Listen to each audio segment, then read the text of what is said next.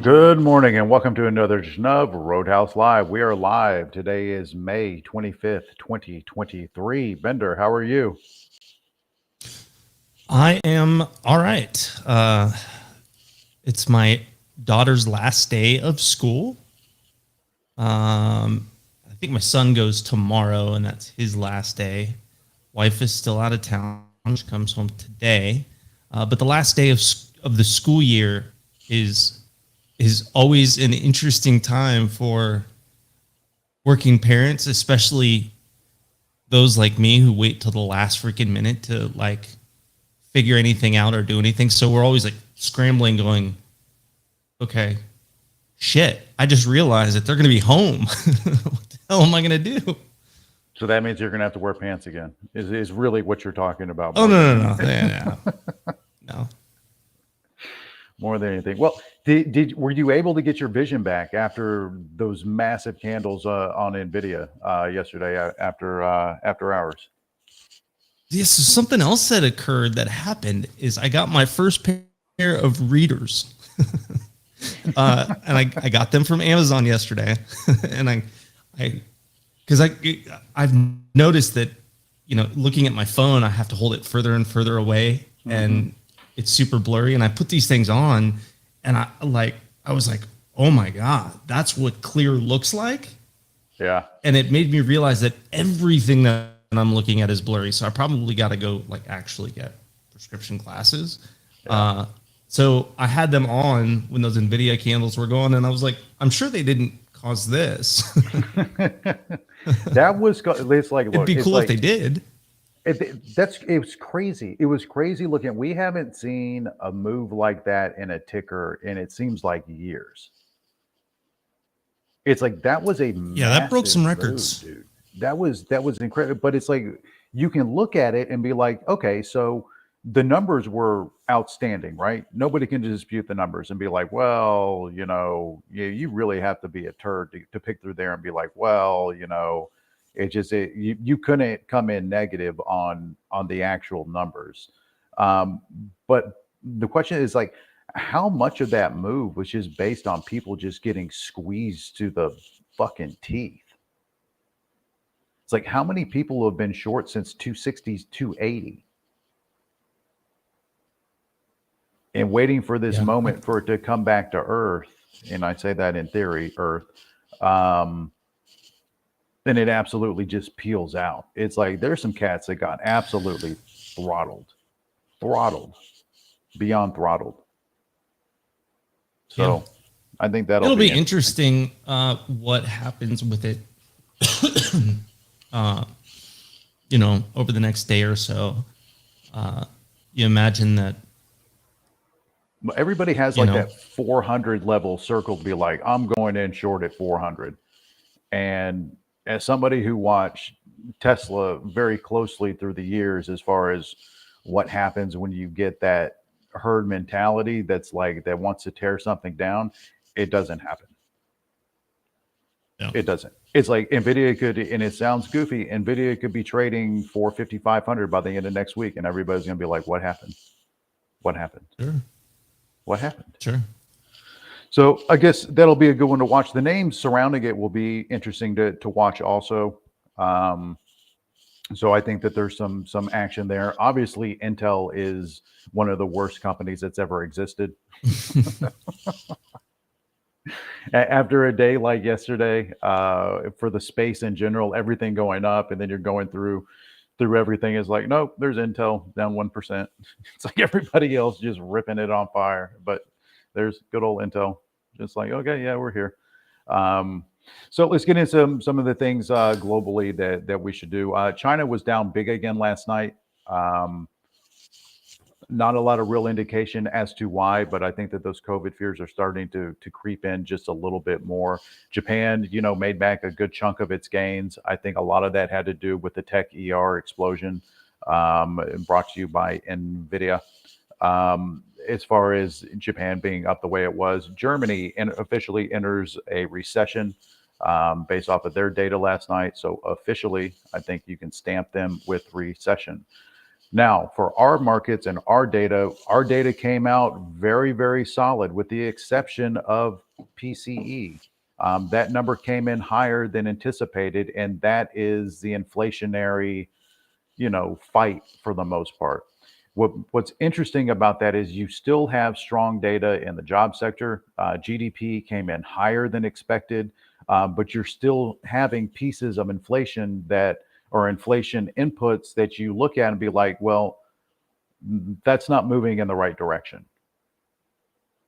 So when you're looking at this, the idea of rate cuts, again, and we continue to say it, without some type of like catastrophic catalyst, becomes less and less. However, you have to again ask the question, are we priced where we should be priced? Should we ever be below 400 again? I don't know. Not real sure, but I do know that the Fed speak was, "Hey, we're going to be data dependent. We're going to sit here and watch." It's like there is not one piece of data that has come through that gives the Fed reason to say, "Hey, we're done raising." There hasn't been anything to come through so far to say that. Now, do they raise in June? Nah, that's anybody's guess. Um, but there's nothing to say there's certainly nothing to say that we're going to get rate cuts, and there are still rate cuts being priced in by the end of the year. So we have to look at this as a sum of its parts in a lot of ways, Bender. I'm sure these charts that you've been looking at, yesterday's action after hours probably made these charts look a hell of a lot different than they did 2 minutes before. Am I wrong about that? Yeah. So that's going to be the important thing, because when I was looking at it, it's like, at least last night, and I really didn't spend a lot of time this morning, getting into it because I was waiting on this GDP print. It's like, in a lot of ways, we just ran right back up into a pretty thick level of resistance that fixed the oversold conditions in a lot of ways. And now we reshuffle the deck.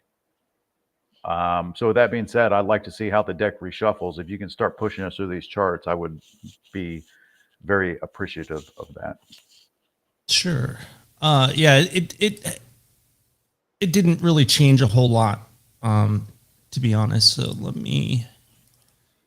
all right, here is let's go to a 2-hour. Here's a 2-hour chart.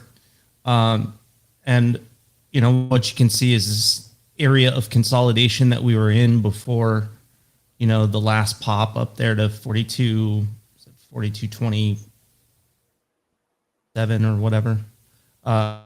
This area of consolidation, the pullback that we had the last few days pulled us just below some of these levels. We didn't take them all out, but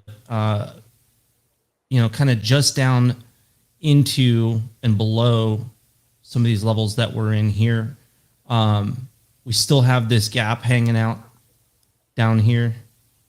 That is a regular trading hours gap that exists. So we pulled down below some of these levels and bounced. That happened. That bounce, obviously started towards the end of the day there. And I threw some fibs on here on this most recent move down from 42.2275 down to 41.14. And you can see the midpoint of that coming in right here, 41.6825. We're currently sitting 41.64. So, when you look at it, like this, you know, in a 2-hour chart, it's like, yeah, it was like, you know, 30, 40 points or so. In the grand scheme of things, it's nothing, right? And I think that, you know, I was looking at yesterday. I had it in my head yesterday. I was trying to I try to keep it in mind that, you know, that those weekly market profiles, and it's like, okay, if yesterday we would have closed on the highs, or let's see, this is Thursday, dang it. I was thinking about, okay, if Tuesday's the highs, then, you know, that's typically going to be the high of the week, and then lower from there. And at least so far, that's kind of what we've been set up for, right? Is Tuesday, you know, being higher than, let's see, what was Monday's high? Yeah, we took out Monday's high there. Yeah, so far, that's kind of what we've been set up for, is the Tuesday high, and then kind of lower the rest of the week. You know, this level right here, 4166 ish, you can see that acting as support back on the 17th, and then becoming resistance on Tuesday. And we're approaching that level now. So what I'm looking at right here is you've got the midpoint being just above that. If they take this out, you know, by a couple of ticks, and then yank it back, then we're likely going back down here, you know, towards these lows, 4114. If it gets through it, you've got that 618 just above 4181.25. Anything in between 50%, 61.8%, you have to look out for, you know, they missed this move down and they were looking to reload short. That's kind of the area that happens, right? So anything below 4181, you know, this is still sort of that territory where, you know, they may be looking to short this move down or a move lower. If we can clear 4181, which is what, a little less than 20 points from here,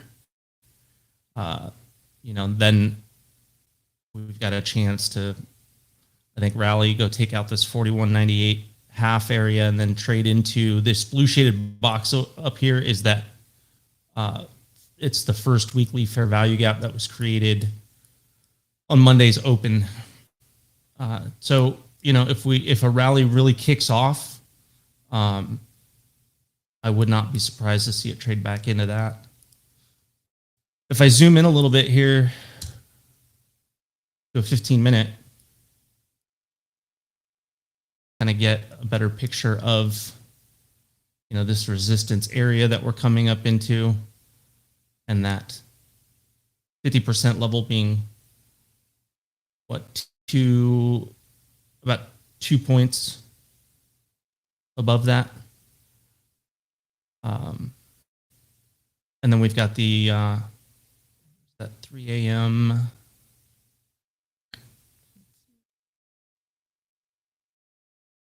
I had that marked. So right in here, 1 a.m.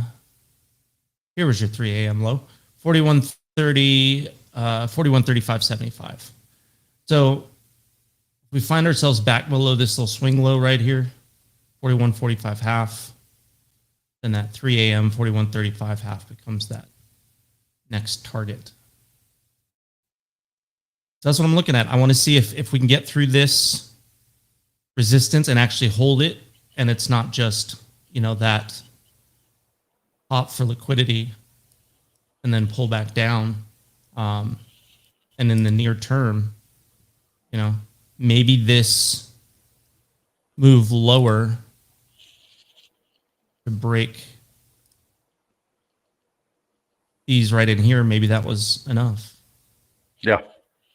It's definitely like, man, we use the word interesting a lot, but it's like when you have like these events that push it the way we pushed overnight, and it really wasn't even overnight. It's the way we push within a 30-minute period. Pretty unbelievable. And I don't know if there's any Brad, Chad, and Thad's left behind, but the divergence between the Nasdaq and the rest of the market is noticeable. It is. Yeah. It's like you have the Dow basically flat when it was red all night. Um, you have what ES is up basically 1% coming in, and you have the Nasdaq what up like 3%, something like that. So there's obvious divergence, and the data was good. The question is, it's like, okay, so where does the next wave of buying stimulate from? And is there a reason to sell? It's like it's a very odd question to be asking after you get the move like that, because better it let's say Nvidia disappoints in some capacity last night. How much different do you believe the charts look? I mean, we may be coming into the open differently. Um, I don't know. We'll have to see. I don't know that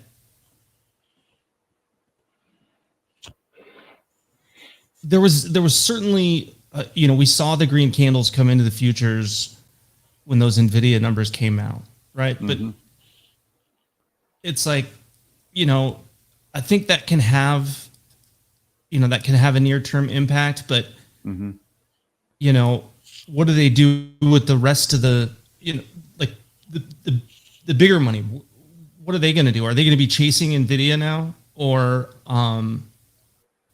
which can help in the short term drive things higher, or are they going to take some profit after this Nvidia move and sit in cash, or are they going to roll into, again, back into some of those other names that we would need to participate, to keep driving this thing higher? I think if nothing else, we've been talking for a year and a half, 2 years at least, about sort of the importance of AI and machine learning, and Mm-hmm. how that moves things forward. Um, if nothing else, it sounds like, look, they're still building, they're still innovating, and the customers that matter are still buying it, Mm-hmm. right? So that sort of stuff. When you have companies, the companies that are their customers are still making a lot of money, and they're still investing in these things. It's like, okay, all this other shit that is going on doesn't matter to them. Mm-mm. They're still going to build it, and the companies that are building these components of the future along with them are still going to need those products. And the best companies are they're going to keep pushing forward and continue to innovate regardless of the conditions. And it seems like that's what they're out there doing. But it also appears that there's only one Nvidia, because AMD didn't Well, report yeah, like this. It's like that, and it's up 10% I think this morning. we knew that. Right, well, I know, but that's kind of what I'm alluding to a little bit. So it's like everybody's getting this blow off of one company breaking the bank and being superior, and it's rising all the other boats. When it's like, when you look at AMD specifically, they didn't report anywhere near um, this type of enthusiasm, if you will, and they're up 10% this morning. Yeah. That's it, to me. It's like, so where do we go from here? Because there's only one Nvidia. There's only one. Yep. So now what? it's kind of where especially when you're drawing these little lines over here, and I'm looking at it. We've had the Dow slip back, just a hair of red after touching green for a half second. Russell was down last I looked. It's like so. There's some things here that just obviously some disconnect. Obviously, some things that aren't necessarily jiving. But yeah, definitely curious. You can see, if we take all that other stuff out of it, and again, we just go back to the chart, we can see the importance of this 4168 right here. How many times we've gotten reactions off that level, and then for us to come up just shy of it here pre-market, it's like, yeah, there's something lurking, right in here. I think we get above that and hold that as support, and that can trigger, trigger that push higher. All right, very good. Can't recapture it, then, we look to 4114 area and then the gap below. That's it. I know we took up a lot of time. I was gonna say, I was reading a little deeper into NVIDIA's, most recent announcements, and I posted the one link in Discord. But the biggest impact, you were asking about, why would Amazon be red, and with the rest of tech doing what it's doing, and the biggest thing that I saw that could actually impact them, at least in the near term, were those announcements. We talked about AI and machine learning, that up until really recently, the effort required to deploy it was tremendous. And you needed a lot of specialists to be able to do it, right? And the number of specialists needed is starting to come down. And because the solutions are becoming easier to deploy and to consume, right? Which is what is needed to get mass adoption.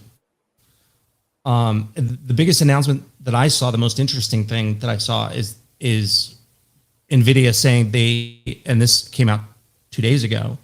I assume they talked about it more last night, but NVIDIA saying that they had partnered with Microsoft to have some of these pre-built templates and solutions available in the Azure marketplace.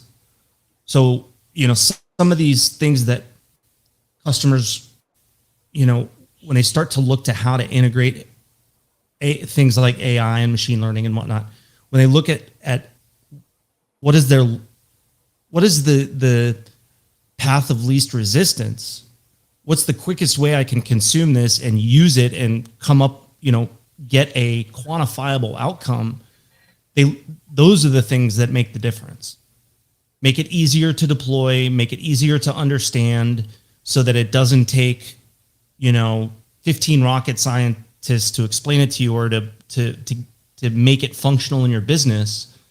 And all of a sudden it becomes a marketable resource, right? And the easier you make that, the faster it gets adopted. And so them saying that they had partnered with Microsoft to offer these things in the Azure marketplace, make it easier for customers to deploy and consume.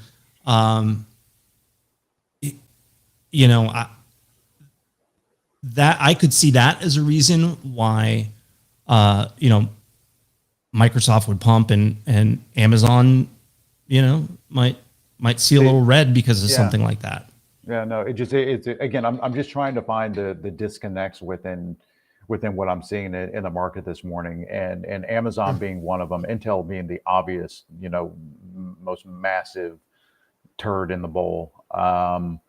There was an announcement that was CPU related, but I read into that as well, and the workloads that they were talking about building, these systems for, doesn't have an impact on the broader market. So I need to do some more digging, but on the surface, it looks like one of those things where it's like, oh, they mentioned CPU, so that means AMD and Intel are fucked, or whatever, right? No, only one But until September. well, sure, because the cult still loves AMD, but it may also be one of those things that that corrects itself because don't mistake the fact that these announcements come out and think that Intel doesn't have their own shit that they're working on. That's pretty badass, because they do. But I think the bigger picture is that the announcements that NVIDIA made as it relates to CPU does not impact the larger market share. It's a very specific use case and customer base. So anyway, with that, we need to I think move Sonny. on so that we don't run out of time. What you got, Sonny? Morning, everyone. So I'll make this quick. On the upgrade side, NVIDIA, Ford, NVIDIA, TCL, NVIDIA. Whips actually we saw some good flow on it. They had a good ER. JP Morgan is overweight on it, the price target of 18. Downgrades. American Express, Snow. So their ER was decent, but they guided down. They hit a low of 149 this morning. They were 178 yesterday. And XPEV on the Chinese car market. Coverage initiated was MBLY, Mobileye. Wells Fargo is overweight with the price target 50, so it got a little pump this morning. Sentinel-1S. So this one is interesting, and Raymond James is a strong buy. Because yesterday we saw news Microsoft put out the critical infrastructure attack by state-sponsored hacker group, Chinese hacker group, and they faulted Fortinet FT&T as being used the door to get into the systems. So I would definitely watch the cybersecurity names. They may get some more pump on this. Sentinel-1, Crowd, ZS, all of those names. Definitely watch those today. Insider buy. This was interesting. EVGO, Bender, I think we played it a couple of weeks ago. So the CEO bought 5.8 million shares at 420. Best Buy also had their ER this morning, and they were cautious going forward. Their guidance, they're guiding down for the sales growth store. Investor day, McDonald's has an investor day, so watch them to say AI is gonna make burgers for them, some shit like that. And Space is getting their first flight after 2 years today. So, and this was a high short interest name. Definitely watch flow into that news pump, spikes in this, volume spikes. It take off today. Zoetis, ZTS has their investor day also as well. They're gonna give updates on their strategies and how they're gonna be more profitable going forward. The dark pool side, Pigs and FOLD, they're still getting large. Dark pool, Figs got another 50% and Fold 32%. Google had 120.90, 4%, 175 million. Meta had a decent one at 249.21. NEU, they've been coming into this also for about 3 days straight now. At 681 is 31 million. Sharp got a dark pool. Tesla had a small dark pool, about 100 million shares at 182.90. And that's about it. All right, very good. NU Thanks, is Sonny. Nubank, right? Yeah. Yeah, I think they IPO'd not that long ago. New to see Holdings, them, actually. But it was New Holdings. NU Which- Holdings. Yeah, I'm going to look at it. I know Buffett has a large stake in it.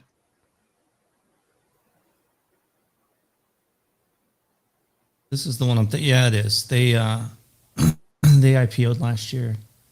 I only know that because I bought shares from the IPO allocation that were very red for a long time, and I had to average down. But anyway. All right, very nice. Thanks, fellas. Stonkington, last Hello. but not least, Stonkington, you are the people champ. So we cannot wait to hear what you have to offer us on this day. Man, we got stuff. We had a big ER that completely has been overlooked. The old fake coat store, Burl, which means it's time. I don't know if you guys have been to the Matrix lately for clothes shopping, but I have, and they've got some good stuff over there. It's time. My God, what is that? Yeah. Oh Look no. at that guy. Straight back from the Matrix. Reloaded, resurrected. He went He looks shopping. more like a villain from a Disney movie than the Matrix, but Yeah, that too. Maybe. He's ready. is this real? Oh, yeah. Right off the shelves. Zeus is confused. No guesses rolling in. Nobody wants that jacket. There we go. It's just the jacket. Oh, yeah. Burl. Coat store. I'll roll $4.99. All right, we got $4.99. Green Dreams going. Green Dreams wants a new jacket. $1,300.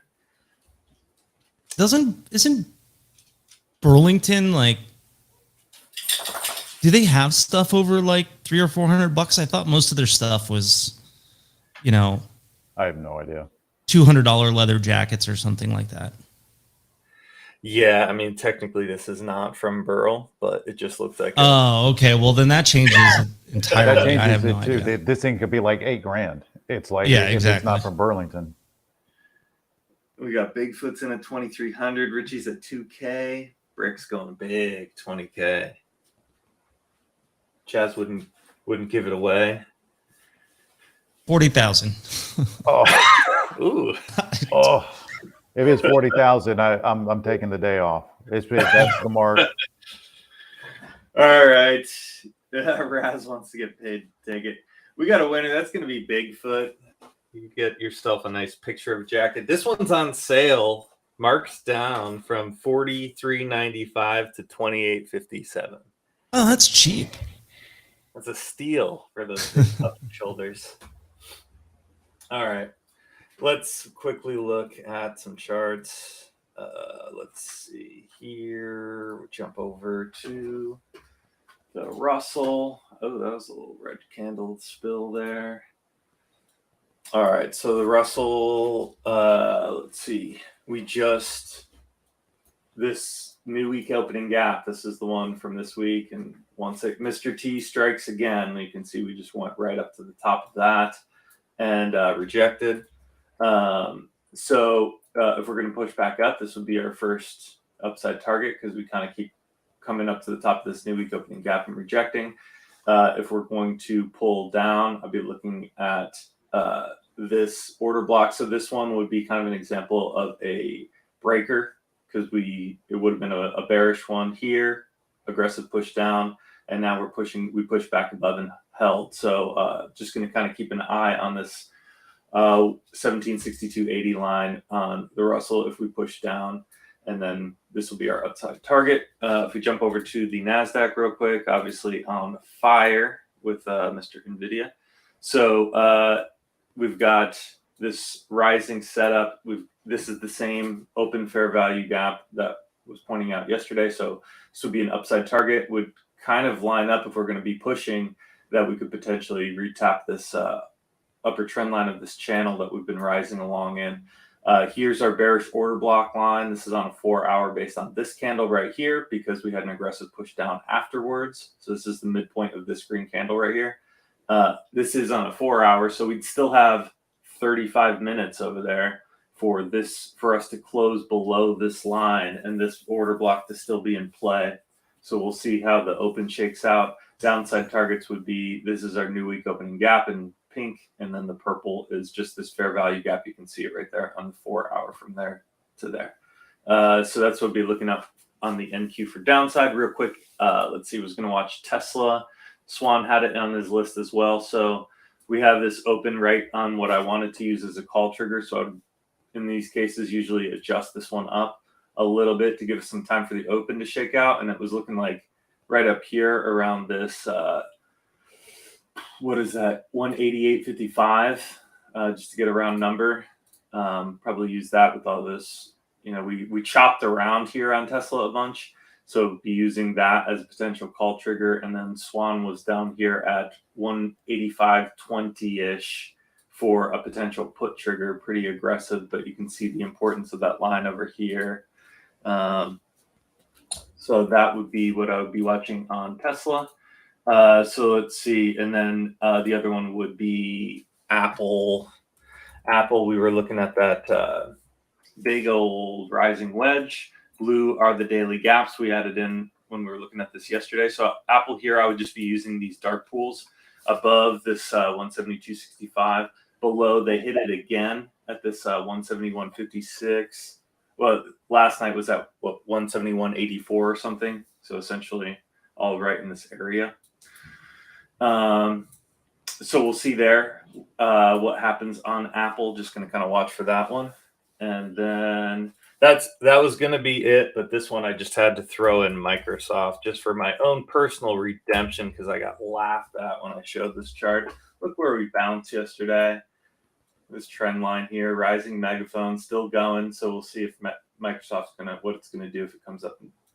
What's the top of your little megaphone over there? Let's see if Microsoft came up to push up here. Let's see, we got this 326.40-ish. Very good. Okay. Yeah. And that is all I've got. 3 minutes. Everyone. Hey guys, thank you so much. A lot of great information today. Bender, thank you for the commentary. Sonny, thank you for your works. Stonkington, what am I going to say? It's like you brought out a jacket that now everybody's pondering to run out and go get. So you are once again the people's. I don't think that's what we're pondering. I don't know. I don't know. I know there's folks out there that are thinking about it. Anyways, we open here in about 2.5 minutes. 2.5 minutes. Let's have a great day, guys. Thanks again, fellas. See you in a few.